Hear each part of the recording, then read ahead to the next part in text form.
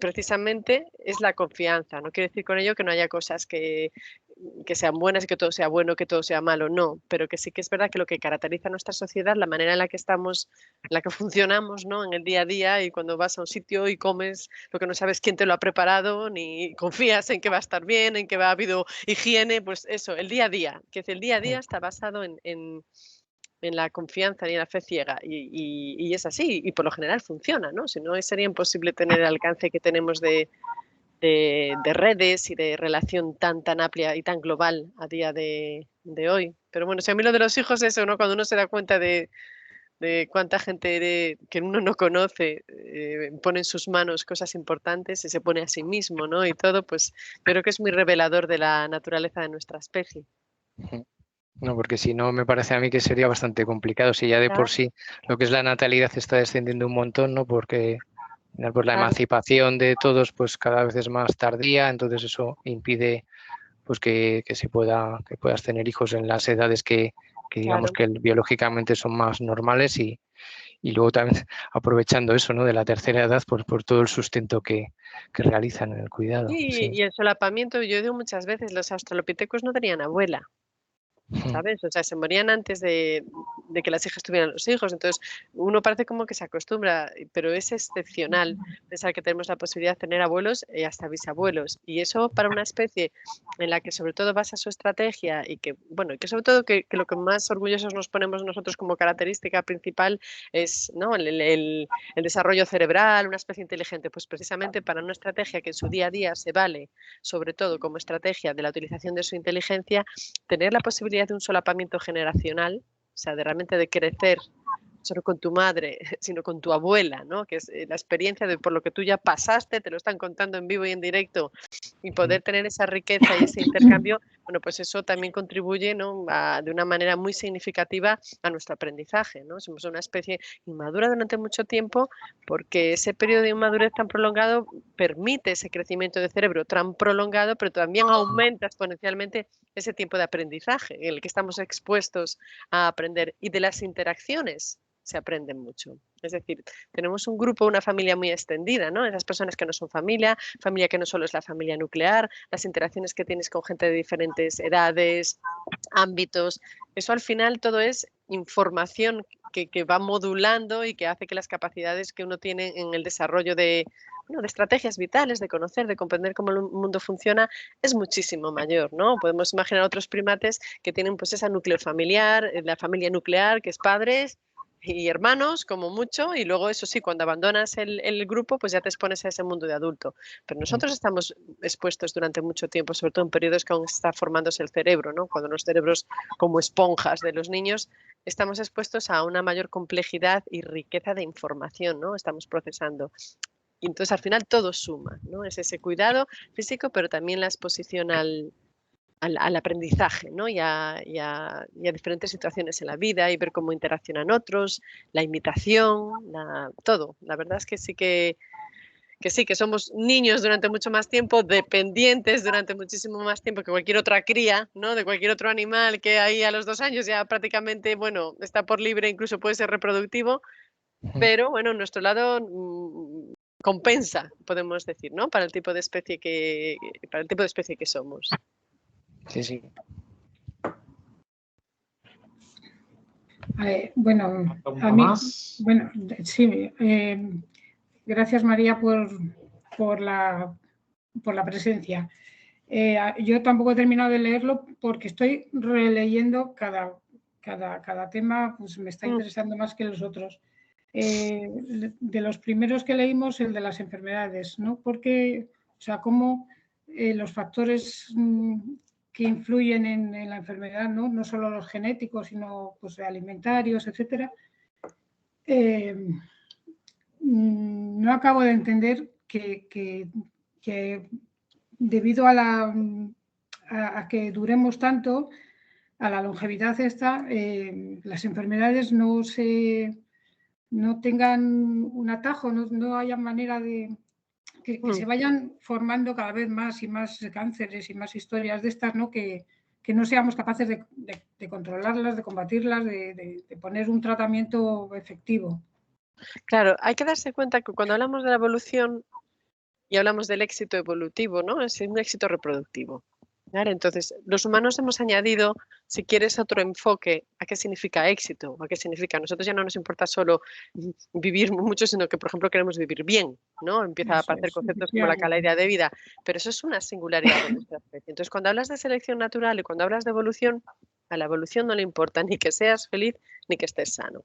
Cuando hablamos de selección natural es un filtro, ¿no? Es un filtro que va a permitir que aquellas formas de vida, no solo humanos, pueden ser pájaros, peces, plantas, aquellas formas de vida que tienen una serie de características que en un momento determinado les permite reproducirse y estar adaptadas, salen adelante. Si cambia algo, puede cambiar el clima, puede cambiar los recursos que hay, puede aparecer una variación genética que tiene una adaptación diferente. Y esa nueva variedad no es capaz de adaptarse o se adapta menos que la otra, se va a reproducir menos o incluso directamente se extingue. Entonces, eso sería la selección natural. ¿Qué pasa? Que ese filtro, esa selección natural, realmente donde va a afectar es al periodo reproductivo. Todo lo que pasa una vez que ya hemos acabado ese periodo reproductivo, a la selección natural no va a actuar ahí porque no tiene influencia o impacto en el éxito de nuestra especie. Todo lo que me pasa cuando a mí ya se me ha pasado la edad de reproducirme, donde en teoría yo ya he contribuido a la reproducción, al éxito reproductivo de la especie, como quien dice, es asunto nuestro. Entonces, la selección natural ahí no va a hacer nada. Entonces, vivimos más años. Evidentemente, vivir más años hace que aumente la probabilidad de aparecer una serie de cuadros que aunque son terribles para nuestra vivencia personal, individual y social, no tienen un impacto en el éxito reproductivo de la especie. Y la selección natural es así de despiadada, es decir, nos preocupamos de la felicidad, de la salud, no, eso es asunto nuestro. Si realmente hay una enfermedad, por ejemplo, imagínate que hay una enfermedad, un cuadro, una mutación genética que hace que los niños se mueran al nacer. Evidentemente eso acabaría con la especie, ¿no? Entonces, o ahí hay una mutación y se favorece a aquellos que no tienen esa enfermedad en particular o esa especie está abocada a la extinción. Entonces, eso sí sería un cuadro o una enfermedad que no sería compatible con ese éxito de la especie. Cualquier otra enfermedad que nos afecta después, una vez que hemos pasado ese periodo, en realidad se queda ahí colgado. Entonces, eso es un poco con lo que jugamos. Es un juego de equilibrios, claro. ¿Qué prefiere uno, no? Es siempre un poco el ejemplo, ¿no?, que decían de James Dean, ¿no? Y dice, vive rápido, muere pronto y deja un bonito cadáver. Claro, interesa. Yo prefiero que mi cadáver no sea tan bonito y yo quiero vivir más tiempo. Habrá quien no, quiero decir, pero ahí está un poco el equilibrio. ¿Qué es lo que quieres? Yo personalmente, pues sí, quiero vivir más tiempo, aunque tenga que lidiar con otra serie de cosas, pero eso es un poco un equilibrio. Puede pasar que en el Pleistoceno, pues por ejemplo, los homínidos de la cima de los huesos que vivieron hace 500.000 años no tenían cáncer. Pues que a lo mejor no tenían cáncer porque se morían antes de poder llegar a desarrollarlo. Entonces, de nuevo, podemos escoger qué prefiere uno. Entonces, ellos tenían una vida reproductiva, se morían antes porque tenían una esperanza de vida al nacer menor también, probablemente su propia biología hace que vivieran menos años que nosotros, la longevidad ha aumentado en general, pero... Y luego todos los, claro, aspectos externos de nuestro entorno, ¿no?, que claro, afectan también nuestro estilo de vida, todo. Entonces nosotros, claro, hay que pensar una cosa también, somos una especie está hecha, en nuestro caso en particular, de biología y de cultura, ¿vale? Entonces, la biología, la única manera de adaptarse a algo es a través de mutaciones. Una mutación que caracteriza a una población es un proceso lento, no es tan fácil que nuestro genoma cambie y cambie. Pero sin embargo, ¿qué pasa? Aquí hay un decalaje. Nuestra biología va mucho más lenta, pero nuestra cultura, que es otra parte importante de nuestra naturaleza, va muchísimo más rápido. Entonces nosotros somos una especie que, aunque parezca mucho, es muy poquito. Llevamos como especie, como Homo sapiens en la Tierra, apenas 300.000 años, probablemente alguno menos. Una especie que en un momento determinado surge adaptada a un estilo de vida. ¿Cuál era ese estilo de vida? Una especie pues, que vivía al aire libre, con un ritmo de ejercicio mucho mayor, una exposición a la radiación solar determinada, unos movimientos, una dieta muy particular, con un número de calorías habituales. Y en muy poquito tiempo hemos pasado a otro mundo radicalmente diferente, ¿no? Un mundo sedentario, un mundo donde hay un exceso de posibilidad de acceso de manera global, me refiero a calorías, no hacemos ejercicio y no solo un modo de vida, unos están todo el día al aire libre, están expuestos al sol, otros no están al sol en absoluto, unos hacen mucho ejercicio, otros pocos, unos comen cualquier tipo de cosa, otros tienen restricciones voluntarias a lo que comen. Entonces, ahí es muy difícil que una misma criatura pueda presentar adaptaciones a todas las opciones que les estamos poniendo, ¿entiendes? Entonces es muy difícil que en tan poquito tiempo una especie que surgió adaptada a un nicho y a un estilo de vida muy concreto, ahora de repente en un tiempo récord le decimos, adáptate a todo.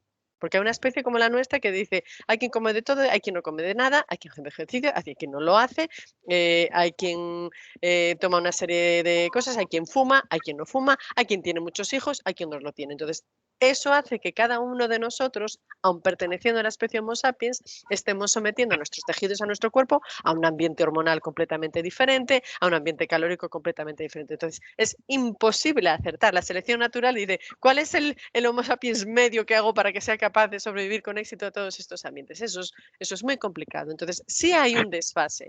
Hay un desfase entre nuestra evolución biológica y el estilo de vida que va muchísimo más rápido que nosotros hemos creado. Entonces yo, por ejemplo, lo digo muchas veces, tenemos una serie de mecanismos, por ejemplo, ¿cuál es uno de los principales problemas que tenemos? Si uno analiza la lista de causas de muerte de nuestra especie a día de hoy, paradójicamente la mayoría de las causas de muerte serían causas evitables. Y están relacionadas con un estilo de vida sedentario, de exceso de calorías, etcétera, que parece un poco una broma, ¿no? Entonces tenemos enfermedades cardiovasculares, cuadros relacionados con la hipertensión, ictus. Y dice, pero ¿cómo puede ser? Y uno se puede incluso preguntar, ¿cómo puede ser que me apetezca lo que más daño me hace, ¿no? Digo, si resulta que esto es lo que está haciendo que nuestra especie tenga tantos problemas, ¿cómo puede ser que yo siga queriendo comer mucho más azúcar y que me gusten las grasas y que me guste todo? Eso lo explica súper bien el libro. Claro, entonces somos una especie que durante cientos de miles de años la evolución ha favorecido precisamente todos esos mecanismos que hacían que para poder sobrevivir tuviéramos esa tendencia y esa ansia de buscar lo que tiene más calorías, lo que es más necesario, lo que tenía más grasas porque eran necesarias para nuestro crecimiento, sobre todo una especie que tenía que cazar, que no tenía como tenemos ahora la comida en una bandeja en el supermercado, no, tenía muchísima más irregularidad en el acceso al alimento, por lo tanto tenías que tener y vas comiendo lo que encontrabas. Entonces somos esa misma especie que ha evolucionado, ¿no? Como digo yo, anhelante de azúcar, pero en un mundo de sobreabundancia. Entonces, otra vez, ahí estamos desfasados. Estamos desfasados porque seguimos arrastrando un poco esa querencia, ¿no? Sí. Y respecto a esto que estamos hablando, claro, estamos abandonando el entorno rural, estamos dejando esa vida un poco... Bueno, la perspectiva es que dentro de unas décadas la vida se concentre en las ciudades y eso, la vida rural la dejemos un poco a un lado. Luego tenemos los efectos del cambio climático. ¿Tú cómo crees que, haciendo un poco así de pitonisa, cómo crees que esto nos va a afectar a nivel de la evolución de nuestra especie? A ver, mira, voy a decir, el ser humano es tan diverso que te encontrarás opiniones para todos los gustos, ¿no? Entonces, si uno piensa en un futuro nuestro, sí que es verdad que hay un cambio radical importante y es que nuestra especie, yo no sé cuál fue la última estadística, yo creo que lo comentó en el libro, pues a partir del año, eso fue 2012, ya hay más gente viviendo en ambiente urbano que en ambiente natural. Sí, Esa es una tendencia que sigue y solo si uno lo piensa en el fondo es madre mía, ¿no? Es decir, que hemos cambiado radicalmente ese ambiente y ese estilo de vida para el que estábamos más optimizados. ¿Hacia dónde vamos? Es difícil saberlo. Sí que es verdad que no estamos solos con nuestra biología, es decir, somos una especie que ha desarrollado una serie de conocimientos para combatir enfermedades que evidentemente es muy difícil que desaparezcan, que somos una especie que enferma porque se lo puede permitir. Es decir, las enfermedades se han convertido en compañeras de vida. Es decir, otros animales no están enfermos simplemente porque no se lo pueden permitir, porque se morirían de manera directa. Entonces, ¿a dónde vamos? Creo que vamos a una especie que de manera global, porque depende mucho de la población que estemos hablando, del continente, de manera global, los principales problemas que tenemos no son problemas de desnutrición, ¿no? Son problemas de salud asociados a desequilibrios, por ejemplo, alimentarios. Estamos en una población que precisamente en una relación de cierto desequilibrio con nuestro entorno, ¿no? Con cosas como estás hablando, pues del cambio climático, de la deforestación, ha producido desequilibrios también entre otros ecosistemas y otros biosistemas y eso, por ejemplo, nos hace más vulnerables a cuadros que acabamos de vivir o que estamos viviendo, que son, por ejemplo, las pandemias, ¿no? La proliferación es el desequilibrio en la producción, en la reproducción de bacterias o nuevos virus y mutaciones. Entonces, creo que nos veo como una especie que vamos a tener que lidiar con muchas nuevas patologías asociadas a esas longevidades avanzadas, asociadas a un estilo de vida que no es el mejor, y eso es lo que tenemos que corregir. Y sigo creyendo que la principal amenaza que vamos a tener durante mucho tiempo van a ser las enfermedades infecciosas. Eso yo creo que es la gran amenaza con la que nos tenemos que plantear. El colapso vendrá, bueno, si vosotros conocéis, por ejemplo, seguramente a Eudald Carbonell, al que quiero mucho, compañero, bueno, pues Eudald está un poco en el otro extremo de la opinión. Para él, pues es el colapso, vendrá el fin del mundo, ¿no? Nos vamos a ver el colapso de la especie. A mí me cuesta mucho imaginar qué puede suceder para que acabe con todos nosotros. Muchísimo. O sea, me resulta muy difícil, porque aquí donde estamos todos ya hay alguien en otro lugar que ya tendrá un búnker montado, que ya tendrá el plan B para irse a otro planeta. Entonces me cuesta muchísimo pensar que salvo que tengas un desastre, ¿no?, ahí masivo como el meteorito de los dinosaurios, no sé qué puede acabar con todos nosotros. Otra cosa es que sobrevivamos, pero ¿a qué precio, por ejemplo, para el planeta, para la naturaleza, para nosotros? Eso ya es otra cuestión. Ahora que has dicho lo de, y luego ya dejo al resto participar. Ahora que has dicho esto de ir a otros planetas, es que estoy muy aficionado últimamente a un podcast de astronomía, que por cierto lo recomiendo, que es de un chico que se llama Alex Ribeiro, y en uno de los episodios comenta pues cómo pueden ser los viajes interestelares, cómo podrían afectar al ser humano, etcétera, ¿no? Bueno, los viajes interestelares llevan décadas, entonces, claro, el ser humano puede no llegar vivo o en muy buenas condiciones al sitio al planeta en cuestión, ¿no? Y se planteaban una especie de... La criogenización no, una especie de letargo, un estado de letargo o hibernación del ser humano que podría llegar a plantearse porque, según se ha averiguado, y esto a lo mejor tienes idea, por eso te lo pregunto, según se ha averiguado, nuestros antepasados se han encontrado, o sea, como que se han estudiado los huesos y se han encontrado pues que podrían tener una especie de plazos de estos de hibernación, de plazos de letargo.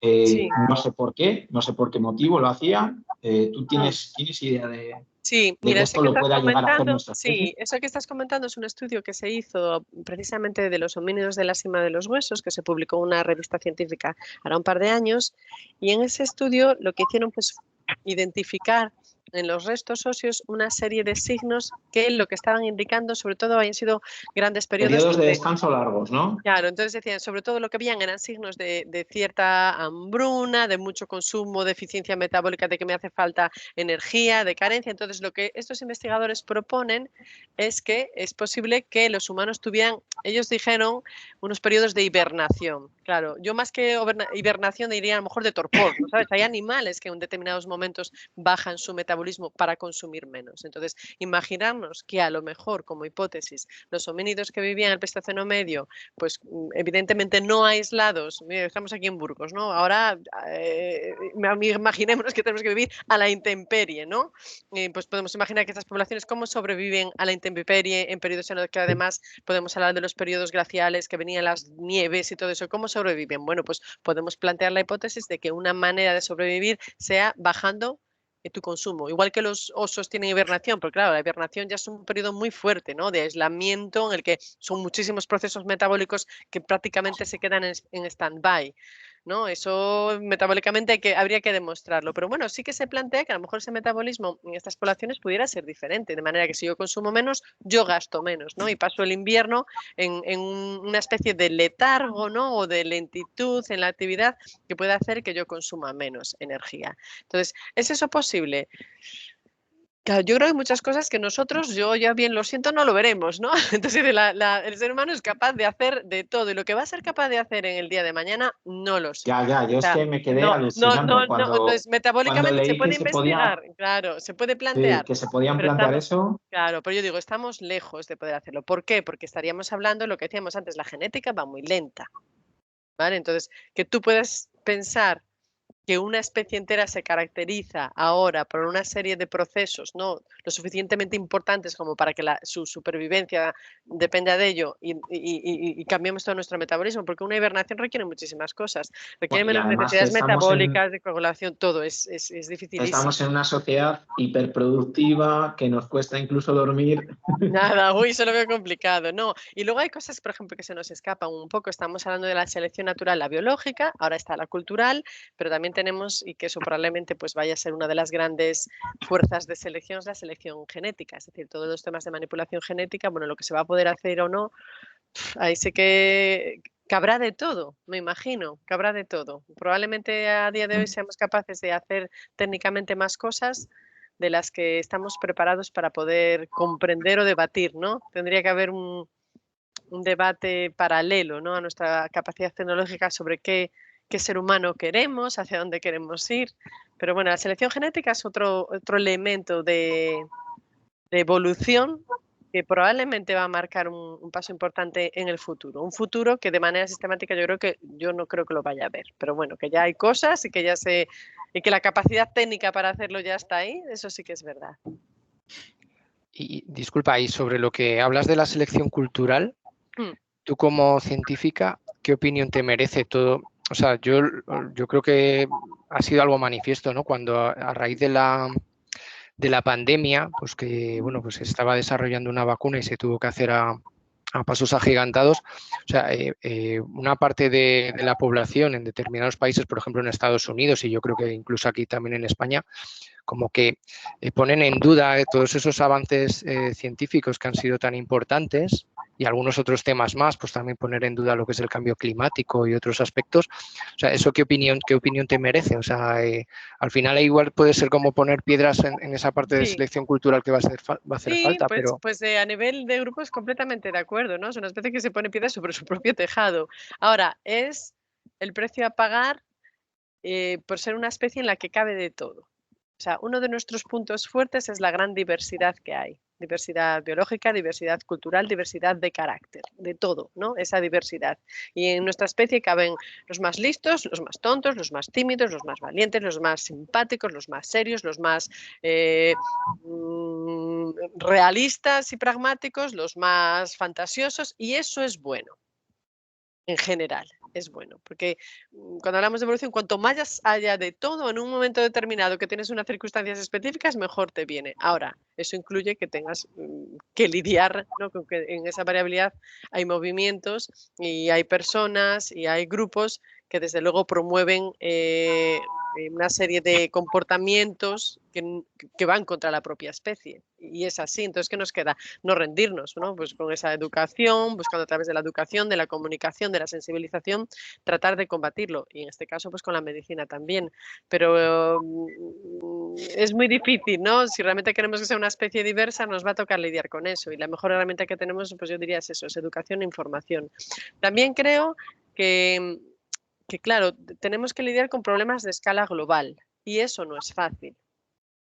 Ahora, simplemente desde el momento que una especie se está planteando arreglar algo tan global, ¿no?, como cosas como pensar el cambio climático o cosas que no te afectan o que tú crees que no te están afectando directamente porque no lo estás viendo por la ventana tú, ya es un mérito. Es decir, nuestra especie es la única que pierde, entre comillas, el tiempo en cosas tan gordas, ¿no?, como pensar en el fin del mundo, el apocalipsis, el cambio climático o el exterminio de la especie, ¿no? Eso ya significa algo. Significa, yo creo que no toda la esperanza está perdida, porque por lo menos, para bien o para mal, estos son temas ya de los que se habla. O sea, hay gente haciendo esfuerzos en cosas que no llegará a ver, ¿no? O sea, estamos invirtiendo en un futuro de un planeta que a lo mejor y barajando una serie de problemas y de amenazas que yo no veré, ¿no? Pero pienso en generaciones y generaciones. Y eso, pues yo creo que también es una buena señal, ¿no? Pero bueno, que es complicado, es complicado. No sé, el micrófono está dando problemas para el sonido.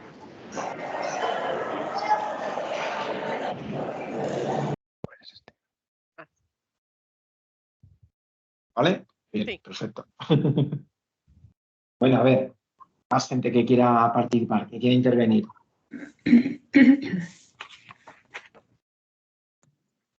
A ver, yo antes he hablado un poquito, pero sí que seguramente todos estamos deseando hacerle la pregunta sobre la cantidad de libros, la lista de libros que estamos haciendo en cada capítulo.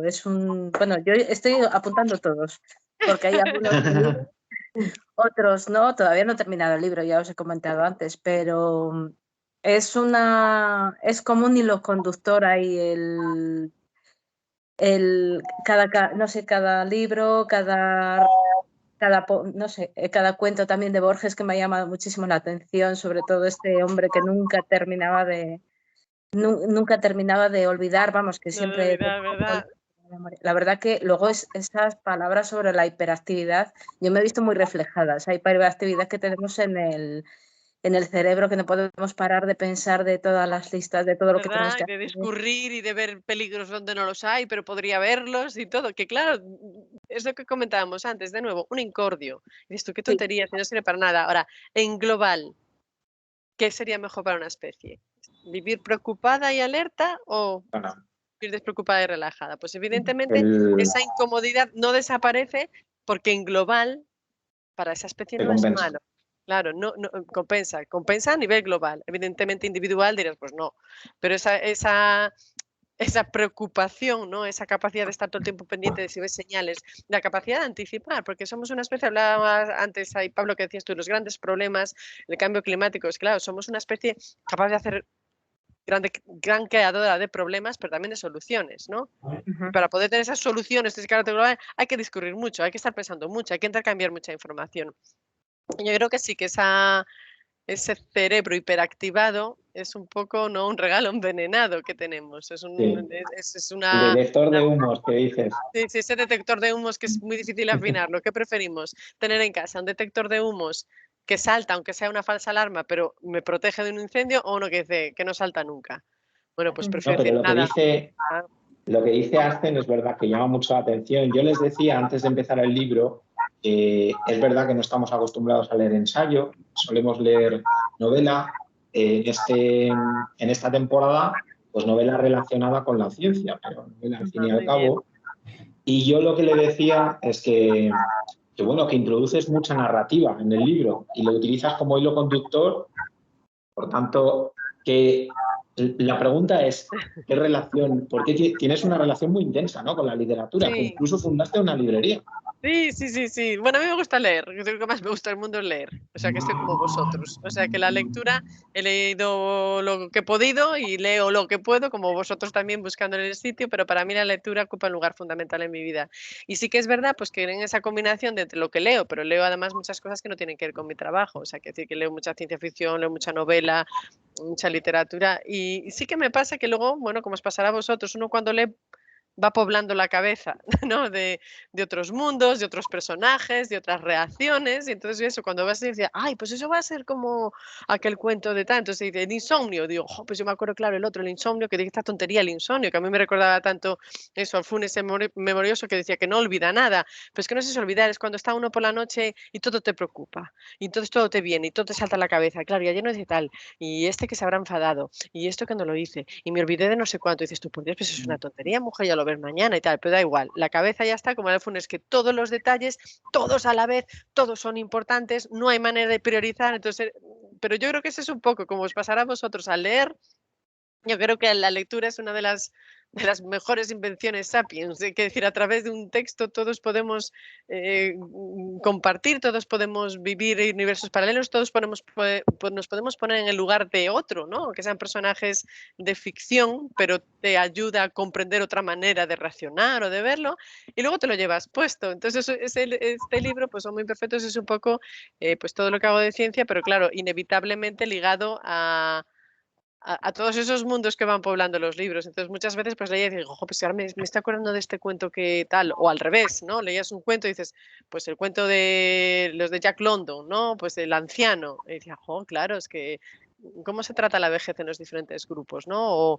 O hasta qué punto cuidas al que ya no es útil, entre comillas. Entonces, ha sido una cosa, pues no sé, de muchos años. Me gusta mucho la lectura. Yo sí que hubo un periodo bonito en el que fundamos una librería en Madrid, que todavía sigue, con otro tipo de enfoque diferente. En su día es una librería que es Tres Rosas Amarillas, que está en Malasaña, en Madrid, y era una librería que estaba especializada en narrativa breve. Entonces, a mí lo que me gustaron siempre son los cuentos. Me gustan los cuentos, short stories, narrativa, y realmente nos dedicábamos a eso. Ahora esa librería esta estaba en San Vicente Ferrer, con la Plaza del 2 de Mayo, en esquina, y ahora está en la calle Espíritu Santo. Ahora uno de mis amigos, que éramos tres, éramos esas Tres Rosas Amarillas, está pues, ese que sigue llevando la librería, pero está más dedicada pues, a los libros estos troquelados, ilustrados. Pero en tiempos, bueno, era un periodo muy bonito. Me recuerda mucho pues, a lo que tenéis aquí. Nosotros teníamos los...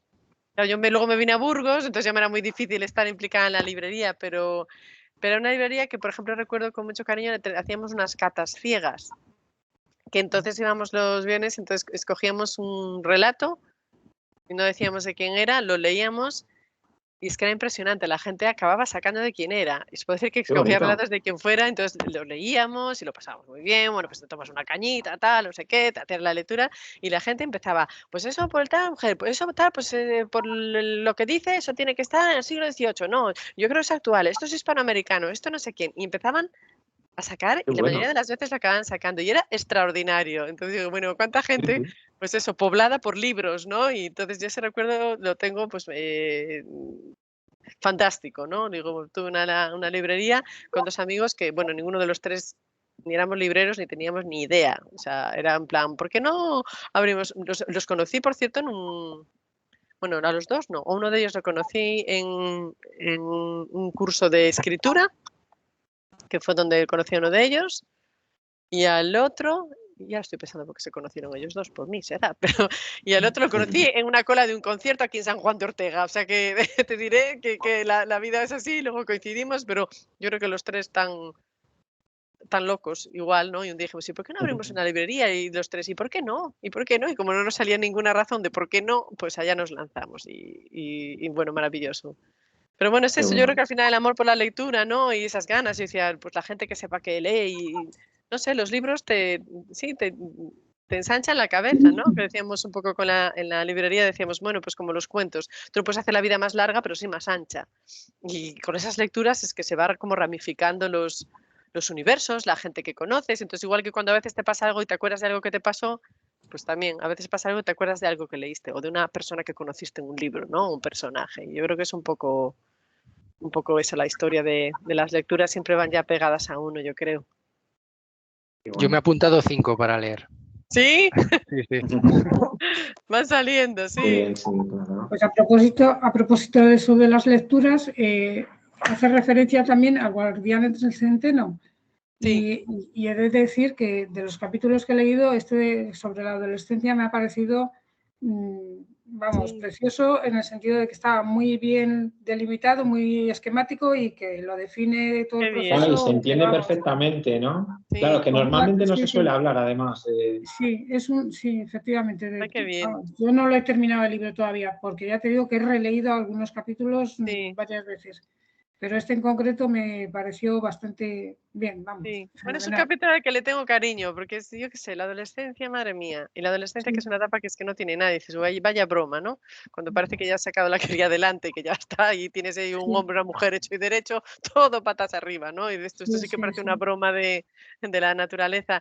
Pero sí creo que es de nuevo otro ejemplo, ¿no? De que nuestra especie sale adelante jugando con fuego, ¿no? Y otra vez, ¿no? Jugando con fuego, pero otra vez potenciando la creatividad, potenciando la diversidad y todo el tiempo protegida por el grupo, porque hasta la adolescencia, con todos los riesgos que tiene asociados, es un salto, pero es un salto con red, ¿no? Porque aún es adulto, pero no lo es, sigue estando protegido por ese ambiente familiar y sí que es así. Y precisamente ese libro del Guardián del Centeno, que lo cuento en el libro, es un libro que a mí no me gustaba nada, o sea, lo leí como ni fu ni fa y no sé qué. Y ahora, claro, cuando pasan los años, lo veo otra vez y yo, para ver quién es capaz de escribir esto, ¿no?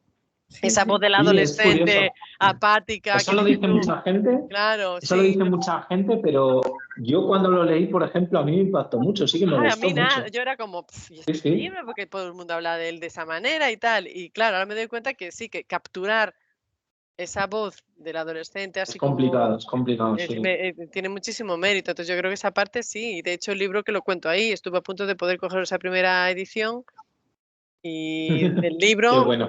y la dejé pasar porque dije, venga, mujer, pues si cada vez que no, si tampoco te emocionó. Y al día siguiente se murió Salinger y yo me muero. Entonces dije, yo tenía que haberlo cogido ayer, era una señal. Y fui corriendo a la librería y fue el librero el que la tenía y dijo, no, me lo cogí yo. Le dije, no tenía por qué contármelo ya, ¿no? El regodeo. Pero tal cual, la vi y no lo cogí porque dije, es que tampoco me emociona este libro como para cogerlo. Y es que fue al día siguiente, estaba en Holanda, al día siguiente se murió Salinger y dije yo con la primera edición ahí en la mano y la dejé marchar. Pero bueno, así es. Sí. Oye, has contado, bueno, llevas un montón de años ya en Burgos. ¿Desde cuándo llevas ya? Pues viniendo a Burgos mucho, porque por Atapuerca pues llevo viniendo desde todos los veranos. Pero como directora llevas desde el bastante tiempo ya. Después vine aquí y ya empecé a trabajar en el CNIE desde el año 2007. Después estuve 2 años en Londres, estuve desde 2007 hasta el 2015 como investigadora. Después me fui a Londres 2 años, al University College in London, allí pues a dar clase y a investigar. Y volví ya con el puesto de dirección en el año 2017. Entonces, pues sí, la verdad es que pasa tiempo volando. Ahora yo pienso que desde el 17 al 24, pues ya quedan 7 añitos ya. Sí, llevas en esta segunda vuelta, sí.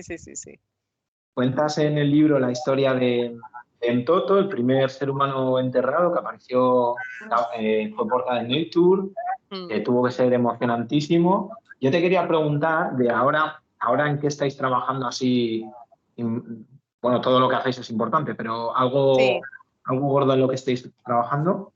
Yo, hombre, además de Atapuerca, que bueno, es excepcional y precisamente hace 2 años, igual recordáis, en las noticias salió de nuevo el resto humano más antiguo de toda Europa, porque Atapuerca llevaba batiendo su propio récord Guinness uno detrás de otro, ¿no? Era un montecesor, encima del elefante en la mandíbula, y hace 2 años, justo en la campaña, salió otro, el homínido otra vez más antiguo que existe, y entonces en este momento estamos estudiando ese homínido, que es muy interesante porque, bueno, no hay ningún homínido de esta antigüedad en toda Europa, y es un fragmento de una cara, ¿no? Yo creo que es especial. Las caras, al fin, es nuestro primer interface, ¿no? Es mirarle a la cara a un homínido de 1,2 más antiguo de 1,2 millones de años, pues es ahora la investigación que estamos haciendo. Y sobre todo también donde trabajo mucho es en China. En China acabo de estar en enero y allí sí que la comparación con fósiles que se han encontrado en China también es fascinante, porque realmente cuando hablamos de evolución humana es como si hubiéramos estado contando una historia durante muchísimo tiempo sin tener en cuenta una parte enorme del puzzle, ¿no? Por un poco de desconexión probablemente relacionada con el idioma, política, histórica, pues parece como que China y todo ese enorme continente lleno de fósiles también estaba desconectado de una literatura científica básicamente anglosajona, ¿no? Reino Unido, Estados Unidos, Europa, y no se juntaba. Entonces, claro, todo lo que aparece ahora en China es como, ¿esto qué es? Esto no encaja, y esto no encaja porque no lo estábamos metiendo. Entonces es fascinante. Es decir, que para nivel científico yo creo que es tan bonito, o casi más, voy a decir, las preguntas que las respuestas. O sea, cada vez que aparece algo que digo, es que no sé lo que es, o sea, es fascinante. Es decir, poder ver. Es muy de ciencia ficción ver humanos como no los había visto nunca. Digo, he visto humanos que no se parecen a ninguno, ¿no? O una manera de ser humano completamente diferente a la que tenemos ahora, pues es fascinante. Y en ese sentido, pues yo diría que además de Atapuerca, lo principal ahora que estoy haciendo pues es caracterizar nuevos tenéis fósiles una colaboración en China. más estrecha ahora con China, ¿no? Muy buena, sí, llevo pues mira, trabajando con ellos. Yo creo que el primer viaje que hice allí fue en el año 2007. Y prácticamente, salvo los años del COVID, que estuvimos ahí, bueno, que además en China fue muy estricto, el encierro, pues estuvimos casi 4 años sin poder ir desde el 2000. Entonces fui este enero, que no había vuelto desde antes del COVID, pero desde entonces prácticamente pues todos los años voy al menos una vez al año por allí. Y vienen a veces ellos y tal, pero bueno, la verdad que muy, muy especial la colaboración, la diversidad, ¿no? Otras maneras de ser y de ser en el pasado y en el presente. O sea que sí, es muy interesante. Bueno, ¿tenéis alguna cosa más que decirles? Si no, la dejamos marchar. Oye, esta semana has estado liada con el tema de la Semana de la Ciencia, de la Mujer y la Ciencia, ¿no? Aquí. Sí, justo. ¿Qué tal? Pues bien, la verdad que son semanas con muchísimas actividades y está bastante, bastante entretenida. Sí, la última que tuvimos ya la actividad fue el viernes pasado, ya se clausuró con una mesa redonda, por cierto, sobre el lenguaje inclusivo, que bueno, eso daría mucho para hablar también. O sea que ha estado interesante, la verdad, muy bien. Mucha actividad, hay mucho interés, lo hacemos en colaboración con la Universidad de Burgos y llevamos ya, pues era la 13ª semana de Mujer y Ciencia que hacemos aquí. Y muy bien, con mucha afluencia, muchos talleres, charlas y sí, contentos. Eso tenéis que seguir haciéndolo. Yo estuve cuando hicisteis la jornada de puertas abiertas, yo creo que fue hace un par de meses, y es una pasada, porque al final... Sí, vamos, me alegro que lo digas tú. Bien, muy bien. Sí. O sea, eso de poder ver todas... en el CENIE? Sí. Claro, nosotros en CENIE, sí, en lo que dice Pablo, pues realmente en eso, jornadas de puertas abiertas, la noche del investigador, es cuando abrimos, sí. Y yo particularmente lo conozco por la campaña que hacéis del ratoncito Pérez, de que los niños pueden llevar sus dientes de leche y luego pues tienen así regalitos y cosas, y luego a partir de ahí, pues eso, un poco aprovechando que tengo un niño de 8 añitos, pues ahí nos hemos metido todos y... Oye, los que no hayáis ido, yo os lo recomiendo. Y yo muchas gracias, sí, eso digo yo. Es que a veces, no sé, particularmente piensas que, no sé, siempre en Burgos, pues al final no deja de ser una ciudad pequeña y que, no sé, como que a veces parece que está como la negatividad de que aquí no se hace nada o necesitamos muchas cosas y todo. Menos que el CENIE. Claro, es que eso al final es un centro de investigación que yo creo que lo dijeron en la visita, que era el único mundial, ¿no? Que no existe ninguno de estas características. Con ese despliegue no lo hay, la verdad. No vamos a andar con falsas modestias porque no. Porque quiero decir, porque es un centro que tiene en el mismo centro muchas cosas buenas en el mismo lugar, ¿no? Tú dices, bueno, pues hay otro laboratorio en el que hacen dataciones por tal, pero aquí realmente tienes mucho de todo. Yo muchas veces le digo a la gente, por ejemplo, o sea, esa Atapuerca es un poco el yacimiento estrella bajo cuya luz ha surgido el CENIE en Burgos, ¿no? Pero no es el único proyecto, la única excavación que hay, pero yo creo que sí es interesante venir a conocerlo porque estamos acostumbrados un poco, ¿no?, a ir al museo y ver lo que hay. Entonces siempre digo un poco que el museo es como el restaurante en el que te aparece todo emplatado, pero donde se cocina es aquí. O sea, si tú quieres entender por qué yo puedo decir que este fósil de Megalón es un hombre, se murió a los 45 años y tuvo una patología y tiene una antigüedad de 500.000 años y tal, ¿no? Esa cocina es lo que se hace en el CENIE y luego, bueno, pues el mercado donde vienen la materia prima es en el yacimiento, pero ese paso intermedio de cómo llegamos a extraer esa información, ¿no? Es hacer hablar a los fósiles, es aquí en el CENIE. Yo sé que si tenéis la oportunidad de sumaros a las jornadas en las que se abren las puertas, que suelen ser relacionadas pues, con la Noche de los Investigadores, la Museo de Mujer y Ciencia y este tipo de parte del calendario que se suele hacer en general, yo creo que merece la pena. Yo siempre mira que son muy amigos nuestros y trabajamos juntos los del museo, pero yo les hago competencia desleal. Y cuando viene la gente y dice, aquí en el museo, le digo, bueno, pero el museo lo puedes ver cualquier día del año. Vente aquí, que esto no puede ser, hay que aprovechar. Sí, yo no me Pues iremos, seguro. Sí.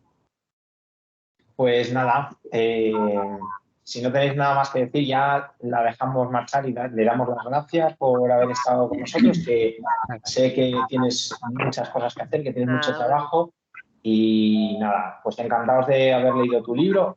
Todavía tienen el resto del mes para leerlo. Eso, bueno, y si os surge alguna duda me decís, pero bueno, muchas gracias. Me encantará saber que, bueno, seguiremos saber algunos que os parece. Sí, genial. Pues nada, muchísimas gracias. Nada mejor para alguien que escribe un libro que se lo lean y se lo comenten. O sea que yo os agradezco mucho que le hayáis hecho sitio en vuestras lecturas.